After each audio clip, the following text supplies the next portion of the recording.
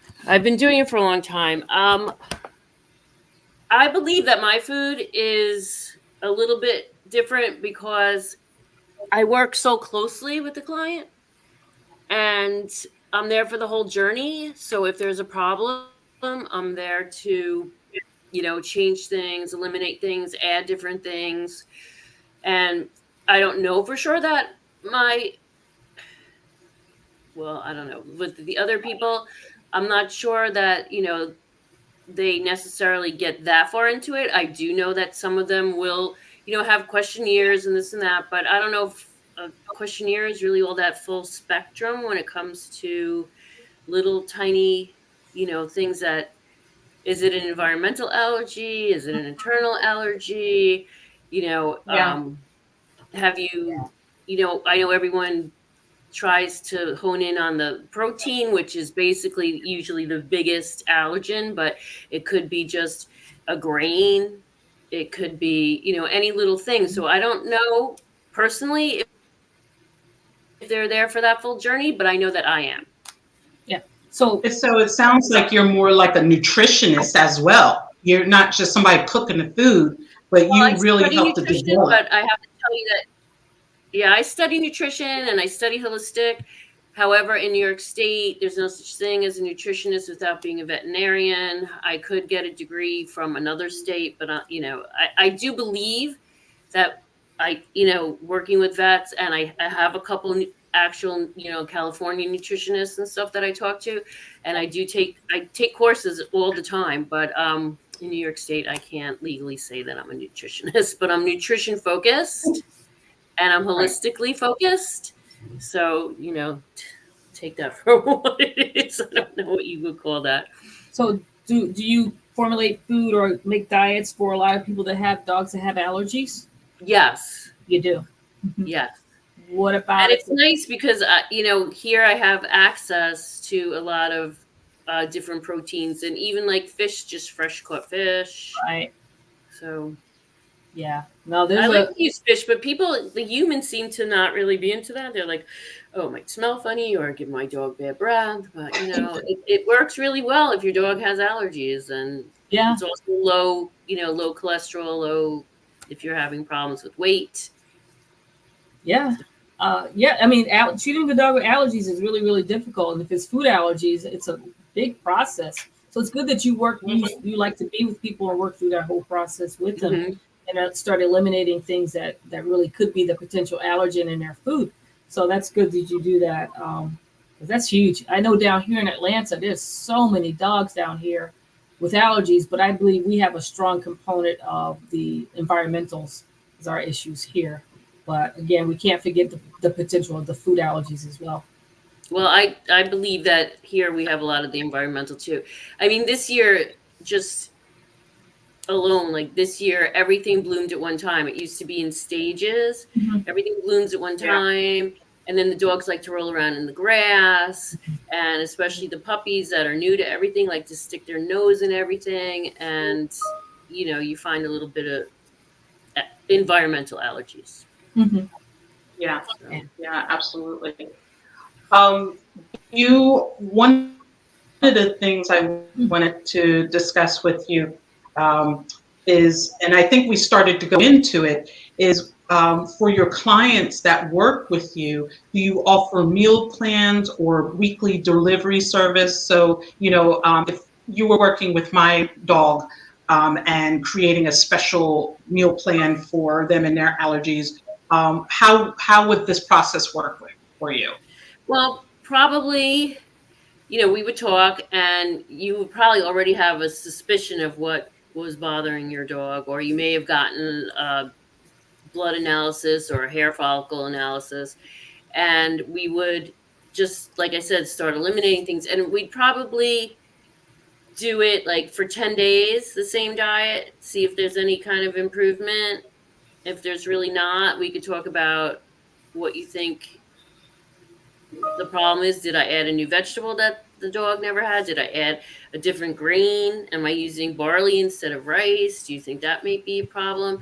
And then I would recommend, again, getting another, maybe in 2 months, another veterinarian analysis and see what the vet thinks, because I like to work all along as a group. I don't want to say that I'm like a super specialist. I'm just there to guide and help. And the true, bottom line is going to be your vet. Right. And we would just change things up slowly and reintroduce them. So the whole process would probably take about 2 to 3 months, I would think, unless it took longer, which I mean, hopefully not. In my experience, usually we figure it out in about 3 months totally. Yeah, and if you don't, it's because there's other underlying allergens, again, environmental, or that you're dealing with as well. So like cleaners and things like that people don't think of. What are you using to clean your floors with? Your dogs are on the floor a lot. Yep. Stuff like that. Yeah. Even laundry detergent. Exactly. Wash their beds if they have little outfits. Okay. So now, do you work with clients outside of New York? And if so, how is that process? Do you ship the meals to us, or? I can ship the meals to you. They'd be frozen instead of like fresh, but it's still fresh, fresh enough. And yeah, I wouldn't do anything really outside of New York, New Jersey, maybe parts of Connecticut, unless you were willing to pay for like overnight. It's expensive to ship, I'm not going to lie, so that would be an option for you if you were willing. And I was thinking, and I shared this to you prior, and I just think what you're doing is great. And I'm just thinking about people, your clients that have dogs that say they're traveling. They're going to go to, I don't know, they're going to go to Puerto Rico for 2 weeks. What can you do to assist them in that process? Have you ever had someone that traveled with their pet? Because remember, they need their consistent diet. As we're just speaking of, a lot of them could have food allergies. So switching their diet at the destination to something that they don't normally have can risk, stomach upset, vomiting, diarrhea. Then if they had allergies and now all of a sudden they're itchy, scratchy again. Have you ever had anyone that was traveling and just, took that? I've had people that travel, but honestly not like as far as Puerto Rico. So what, I can do is like make those little mini meals and freeze them. Or if the person was willing, I could, send them my recipe if they wanted to maybe make it themselves when they get there, or have a family member maybe just make one batch when they get there and they can pick it up themselves. Or like I said, I can overnight it, but it's pricey. But there's also things that people could do. And even though I love my food and I think it's the best, there are like dehydrated foods that people could pick up. It won't be the same exact diet, but you can look for the same proteins, ingredients, things like that. But, I suppose if you're going abroad that they have a bunch of other options that people can use, or maybe I can't imagine I'm the only person that does this. Maybe there's somebody, in Italy that does something like this. I don't know. But, I don't know that many people that go international with their dogs. I did know one person, but that's a big commitment in every way, really, not just the food. Yeah. So it's, and again, I'm sorry, I'm not trying to put you on the spot, but it's just something for people to consider that have special diets for their pets. Nutrition throughout the travel is really, really important for them. We don't think about it for ourselves. If you think about it, when I travel, I really don't even think about what I'm going to eat. I just find something and it agrees with my stomach.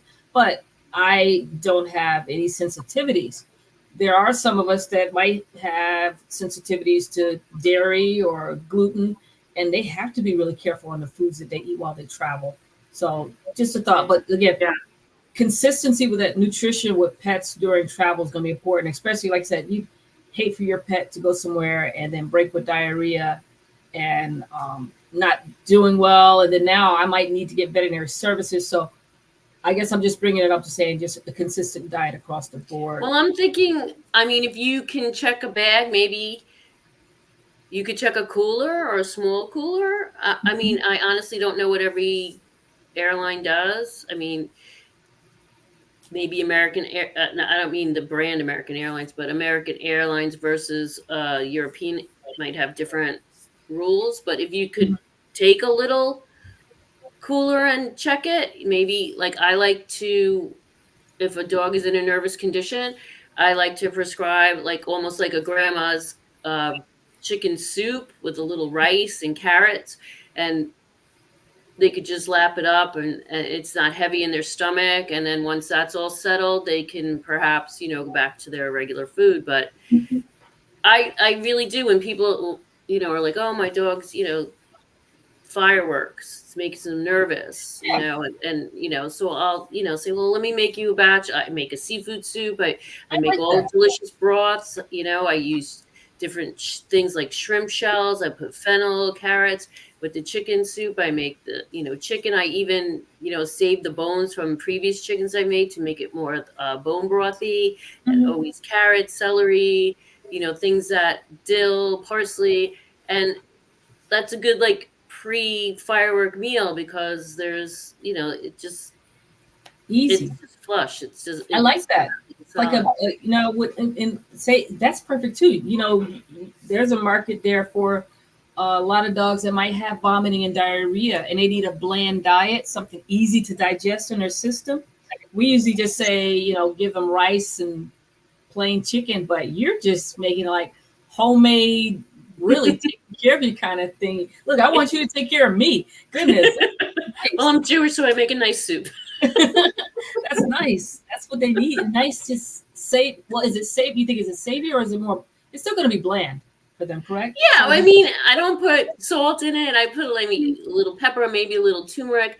I put herbs, so it's not super bland. But I strain all that out, so I just have like the consomme, and then I add some rice or even some orzo, depending on how like nervous their stomach is. And I might not even really put big chunks of chicken in, just like a little shredded chicken, you know what I mean? Something that's just really easy to lap up and digest. That's nice. Well, I wanted to go back and answer, or I guess to expand on something that Bonnie said. There are a few different ways. If people wanted to definitely say, oh no, I'm not giving my pet anything except for what Bonnie makes. So you could always, as you mentioned, ship the food. So, there is a service where you can ship packages to yourself at your final destination. And this would happen to be one of them. So, the food would be frozen, and then it would be packaged up in frozen packagery, and so that it could be shipped safely. So that's one way, or you could just use FedEx and UPS and all that good stuff. Another one is to bring the food with you, as Bonnie had suggested, but instead of having the full meal, maybe take smaller things, like little things to tie your pet over, so there's something familiar, like your treats, miniature treats and stuff like that. So you could those are easy to bring with you.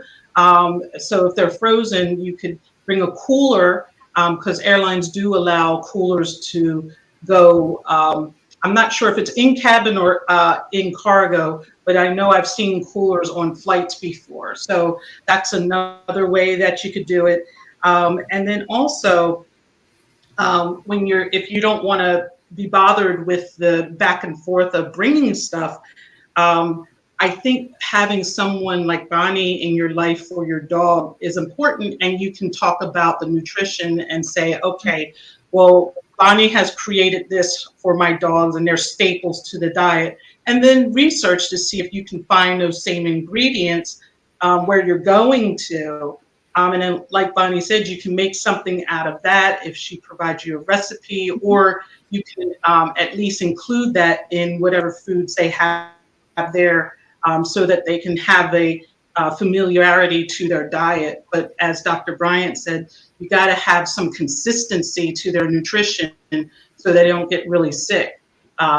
And one of the questions I wanted to ask you, Bonnie, is let's say, I have my dog and we're over in Germany and he got sick off of too many hot dogs. So is there a food that you recommend that can help soothe a upset stomach? Okay, well, again, I would say the soup, but if it's just a bit of too many hot dogs or bratwurst or whatever you're doing there in Germany, him vomiting isn't the worst thing that could happen. It just cleans it out. So see how long the vomiting lasts. But I would definitely say maybe some soup, some broth, and then bring him on to his food again. But if the vomiting continues, then I would say it's hard not to have to go to a vet. But if it's just like a little overeating one day and it's not poisonous and he vomits, that's almost healthy. Okay. Yeah. It resets the system. Yeah. But you don't want to do that again. Only, not even the first time. But if it does happen, let's just learn from that and not give them that kind of fatty table scraps. Not all table scraps are terrible, but you don't want to give too much of that sausage, liverwurst, all that kind of stuff because it's not good. So, have you ever traveled outside of New York? I've traveled outside of New York, but not with dogs. With bunnies, believe it or not. But bunnies. Yeah, I had pet bunnies, and we drove to Florida. So that was also kind of strange because they get overheated. You have to make sure that they get enough time to. They would want to sit right next to each other, and that would be too hot. So I'd have to make sure they have time to separate. So every species is going to have their little, conundrums. Absolutely. What foods do you think would be good to travel? And I say this with looking at Dr. Bryant. I know that when you and I had spoken that some foods are not allowed to enter other states or even other countries. So as a collective conversation here, could we say that maybe there are some that are good in travel, like apples? Could you bring apples that you would be able to feed? Is that something good to feed the dogs? Whole apples, I would assume, yeah, that'd be fine. And also, if it was a prepared food, I would say something with less water content, because the water content gets moldy and mildewy faster than things that have a low water content. So something like a meatloaf or a baby meatloaf kind of thing with oats and vegetables and things like that. But anything with a high water content is not going to travel well. Okay. And I guess, Dr. Bryant, my question for you is, I know that there are certain countries that don't allow fruits to enter their country. I know that much. But if something is cooked, will they just let that go? Is a cooked meal good? I guess it all depends on the products and what it's made of. It is more of a problem, to be honest with you. Cooked should be fine, but if it's not, and there's a lot of items, cheeses sometimes are confiscated coming into the country or go for certain countries. If it's not fully processed properly or fully cooked meats can be confiscated as well. I know, like I said, I remember when I traveled coming from Hawaii to the U.S., and I think even going, we had fruits and they confiscated them. It's more or less, there's some items that they worry about, I guess, with USDA worries about either pests that are within the fruits or the meats, or some meats, if not processed or cooked fully or processed fully, they can have parasites in it. So there's reasons why they would confiscate it and say no for certain items. So just be aware of that for everyone. I don't think that touches on anything you're doing, Bonnie, because it sounds like everything you do is cooked done well. It's not as though you're giving raw. Are you lightly cooked, not at high temperature, lightly cooked. Mm-hmm. No, I do cook it. A lot of times on maybe a crock pot or just a low temperature, a low, roast or something. But I don't make it super hot. I don't use the pressure cooker. I don't do anything like that. So, but it is lightly cooked, so it's cooked enough. And if your dog has dental problems or something, so that's easier to eat than like a raw or something else that people, like to use. So it's not kibble, it's not high process, but it's not raw. So you're getting, look, like I said, it sounds like they're eating better than I do. Really, the way you're putting things together, which is really nice. Definitely being pampered. But no, I think it's going back to what I was saying before. There are some restrictions on certain foods based upon, again, the fruit. I say fruit items having particular pests or even meats with parasites and stuff like that. But your stuff is perfect. Like you said, and if someone wants to travel and can have a consistent diet based upon your diet that you provide, ship it ahead, freeze it, put it in a cooler or something so it always be available. But the main thing for folks to understand is that your pet needs that consistency throughout that travel.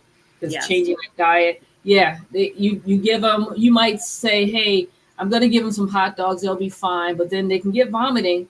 But reality is, I mean, if it continues, it is now a veterinary issue because they can get what's called pancreatitis, and you don't want that. So I would say the best thing to do is make sure you have a consistent diet with your pet as they travel. Don't give them table food. If they've never had table food, don't start giving them table food for that one meal because it really can set off a lot of problems with them. And that's the worst thing to happen when you're traveling with them. Right. Well, one of the things that I really one of the things that I really liked that Bonnie said earlier was even if you don't have my food, so a pet that's used to an all natural diet like what Bonnie serves, even if you don't have that with you on the trip, being able to go to the store and purchase freeze-dried foods, those natural. I've seen this one company, it has like fruits and vegetables and meat and all that good stuff, and they're all freeze-dried. So that is a good substitute, I would imagine. And then there's another one, I forget what it's called. I think it's dehydrated. That's what I wanted to ask is a dehydrated foods, are they as good as the freeze-dried? In my opinion, no, but I don't really know exactly what brand you're talking about, so I don't want to like put anybody's food, throw shade on that or anything. I honestly don't know, but dehydrated is a little bit different of a process, and actually dehydrated can get moldy, so you have to be careful with that. Okay, so then I would imagine if an animal is used to an all-natural diet, the best substitute would be the freeze-dried. In my opinion, ones, but which is what the doctor talked to that. I don't really. So absolutely. Yeah. Well, all of this has been fantastic, and there's not too many places that you can discuss your pet's nutrition or their diet when traveling. So we try to throw that in what we're doing because you don't think about it until you're on the trip already. And then there's a McDonald's down the street. And now you're buying your dog a Happy Meal, and or going to Starbucks. So we try to have the conversation. Yeah. No, that's cringeworthy, but yeah, I understand what you're saying, but thank you so much. Well, that's what happens. You travel, you did everything right. You got you and your dog to the wherever you're supposed to be, and then you forgot to think about the meal. So as Dr. Bryant said, we can get whatever there is wherever we are, but your dog is like, well, what about me? And so, that's a lot of times they get shortchanged on that aspect. So we at least try to bring it up so that people can think about the nutrition before they get there. Well, so. I'm thinking if you're like when I went on my travels in my car, I brought my own cooler just for me because I didn't want to go to this, the rest stops and eat that kind of stuff. So I mean, I guess you could do that too. Pack your cooler for your dog in the car, and then pack some snacks for yourself too. And Wait till you get to your Absolutely. destination, have a nice dinner. Yep, absolutely. Well, car rides are much easier. I would imagine, being able to bring food across state lines and stuff like that. But it's changing the mindset, and letting if we're going to take our pets with us on the trip, they have to be a part of the beginning thought process in every aspect. So that's what we're trying to make sure we remind people of doing. And everything you brought up, Bonnie, has been fantastic. And I think, Dr. Bryant, we had another, I think she was a veterinarian that came on and we were talking about nutrition. So to hear it from different angles is always good. To get so many different perspectives. Yeah, definitely. Yes, yeah. That's it. It's a very important topic. Again, I love what you're doing, and it's great what you're doing. But that nutrition, even during travel, it's what people don't think about until they get to their destinations. And then, what am I going to feed my dog? Oh my gosh, And you're right, McDonald's, they love it, right? They do. I don't know. There's not one dog that won't eat it. I never tried it. I don't want to say that I know because I don't. So they would love it, but it's not good for them. So really, our followers and everyone, you should think about this stuff prior to traveling with your pets. Make sure they have a consistent diet during vacation and enough to get back home, because you don't want them to. Again, you might have a pet that has allergies. You might have any other underlying conditions that they need a consistent diet. So very important. Can I just say that I'm also, I see your banner, but I'm also on Instagram at Hampton Pet Chef and Facebook as well. And thank you for the opportunity. This is great. Love what you guys do as well. Oh, really good. Love it. Thank you, Bonnie. Thank you. Well, before we roll out, because I wrote down your menu for a couple of other things, so I just have to tease everybody with what Bonnie. Oh, it looks so good. I was like, oh my God. And I haven't updated it. I have to update this is what I found. Okay. Well, this is what I found on your menu. Bone-shaped meatloaf bites, mini fruit and veggie frittatas, lamb meatballs, mini potato skins, Italian wedding soup. You got me with that one because that's my favorite. Well, these are some of my catering Mediterranean food, spice. Mediterranean spice lamb. Yeah, that's good. Mediterranean spice lamb with veggies and quinoa. Eddie's chicken, seasonal veggies and brown rice, and also pot roast. And you have frittatas with liver, apples, and veggies. That sounds like an amazing menu that any dog would love. Yeah. Can I just talk about Eddie for a minute? Eddie was one of my first customers, my first clients, and he was with my food from birth till he passed away. And he and his mom, Johanna, have been so good to me, and I love them. And I miss Eddie, but he's always with all of us. He's just a spirit that can't be tamed. So I just wanted to give a shout out to them. Very good. Absolutely. And I guess that's why you have a chicken named after him. Yes, that was his favorite. Adorable. Well, it all sounds delicious. I think anybody that hires you will be just utterly surprised, and I'm sure everyone will taste their food just to see, how good it is. But you have no idea how many it's times such a joy. I've heard that people have my food in the refrigerator, and somebody comes along, another family member that doesn't realize it, and they're like, "Oh, that was really good." And I do taste every batch before I send it out.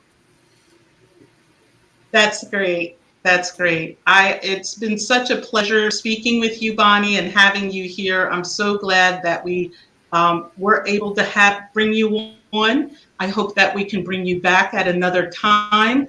Is there any last words you'd like to share with everyone? I'm just really grateful to you, Greta, and to Dr. Bryant, and I hope to be with you again. And everything I make is made with love, along with all the other good stuff. Awesome. I love it. I'm Well, sure glad it you is. shared that. That's great. Dr. Bryant, are there any last words you'd like to say? No, I'm just happy, Bonnie, you're here. Thank you so much for sharing the information with us. And thanks everyone for following us today. And we will see you again next week, I believe, right? Absolutely. Almost 4th of July, guys. Well, yeah. It's backyard barbecues. I know. Yes. So if anybody's interested, check out Bonnie's website for 4th of July. I'm sure menu for dogs. Thank you. Well, you're welcome. Everyone have a great day. And we look forward to seeing you next Friday on another Facebook Live with Dr. Nelva Bryant. Yep. Bye-bye. Bye. Bye-bye. Hold on, Bonnie.